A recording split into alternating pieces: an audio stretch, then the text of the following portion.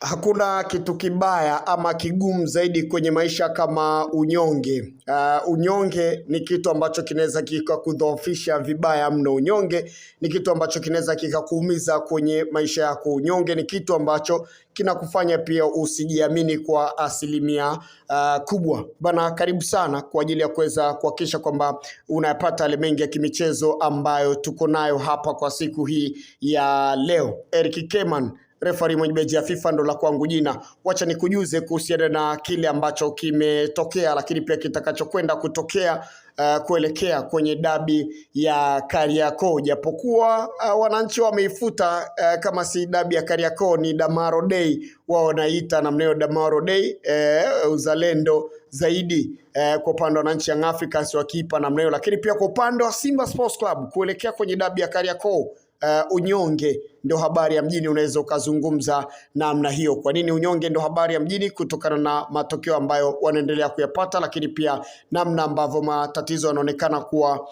bado yapo kwenye kikosi cha Simba Sports Club. Simba jana bana wamedondosha alama mbili muhimu dhidi ya Dodoma Jiji. Pongezi kwanza kwa Dodoma Jiji ambao pia waliweza kuonyesha pia sanaa nzuri ya ulinzi. Walikuwa compact sana katika mchezo wa siku ya jana, waliweza kuwazuia pia vizuri Simba na walicheza kwa nidhamu na ufanisi pia mkubwa, na kitu ambacho kiliweza kuwasababisha Simba wakashindwa pia kuweza kupata mabao. Lakini pia kwa upande wa Simba watajilaumu sana kwani pia walikuwa na nafasi takribani 3 za wazi ambazo zingeweza kuwapa zaidi matokeo katika mchezo wa siku ya jana. Japokuwa wamekuwa na wachezaji ambao ni bora kama Libase Gueye, lakini pia Anicet Oura, huyu ametengeneza ufalme wake. Ino Loemba, zile pasi zake fantastic sana, namna ambavyo pia amezipiga kwa siku ya jana. Lakini pia Ino Loemba anatakiwa pia kufanyia pia kazi namna ya kuweza kumalizia, namna ya kuweza kufunga. Lakini sijui kwa siku ya jana kwa upande wa Dodoma Jiji walikula nini, ila walicheza kwa intensity kubwa mno. Jamaa kama wangeza kucheza hivi kwenye ligi kuu Tanzania bara katika mechi zingine, basi tungeona katika nafasi 5 za juu. Kwa ni moja kati ya siku ambayo ilikuwa ni nzuri kwa upande wa kikosi cha Dodoma Jiji. Sasa namna ambavyo Dodoma Jiji pia wamecheza jana, waliwafanyia ukatili Simba katika kila maeneo kuhakikisha kwamba wapite, lakini katika kwenye kubai time zile figisu pia za nje ya uwanja waliweza kuzicheza vizuri katika mchezo wa siku ya jana. Sasa kwa upande wa Simba, pamoja na wachezaji wazuri ambao wako nao, namna ambavyo wanakwenda kushambulia lango la mpinzani wakati wanapopoteza mpira, kwa inaonekana kuwa ni tatizo kubwa. Kama jana Dodoma Jiji wangetulia, basi tungeweza kuzungumza mengine, tungeweza kuzungumza mengine kabisa. Sasa wanakwenda kukutana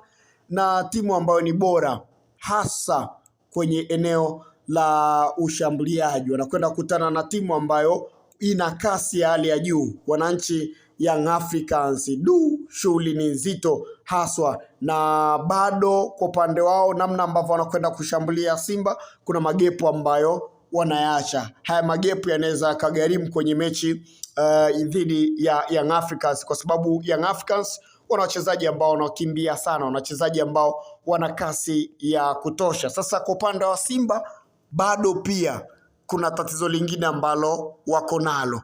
Kuanzia dakika ya 60, dakika ya 55 hivi, 60, 70 na kuendelea huko, wamekuwa wakiwa wanakata upepo.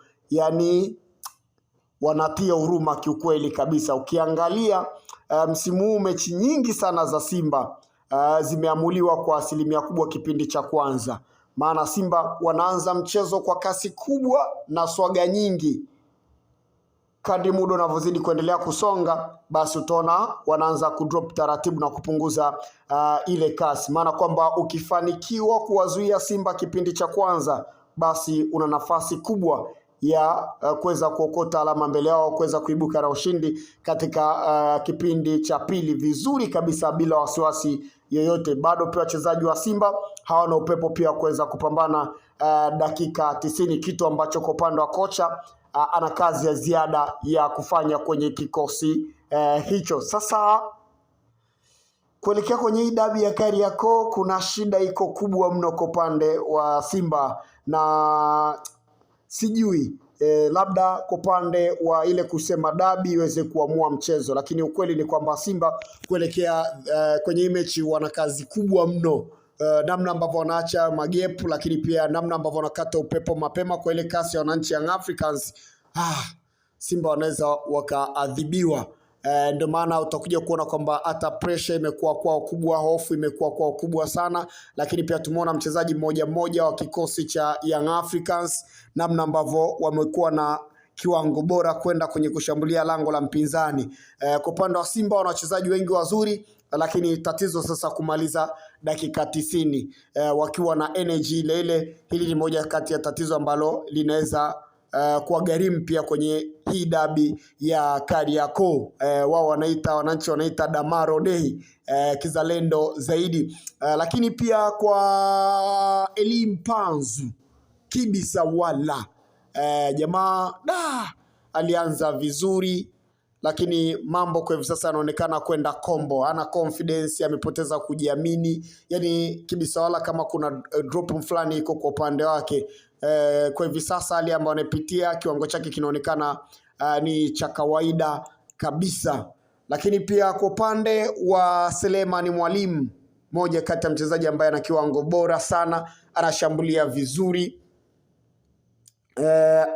Amefanikiwa kuweza kufunga mfululizo, lakini bado kuna vitu ambavyo wanapaswa kuvifanyia kazi, vitu vichache, ikiwemo pia swala zima la kinidhamu. Kile kitendo ambacho alichokifanya katika mchezo wa siku ya jana, basi hakustahili kumaliza mchezo. Alipaswa kupata kadi nyekundu, yani nilitegemea kitoka uwanjani na kadi nyekundu. Hakufanya kitendo ambacho si cha kiungwana. Selemani Mwalimu anaweza akakosa, kama endapo kamati ya maadili kikaa mapema, basi anaweza akafungiwa michezo takribani 5 na akaikosa dabi ya Kariakoo kama kamati itakaa mapema. Endapo nje na hapo, Simba tuombe Mungu lipite hili vizuri, manake kuelekea kwenye mechi wakimkosa Selemani Mwalimu, sasa kwenye safu ya ushambuliaji kidogo inaonekana itakwenda kuwa ni tatizo kubwa sana.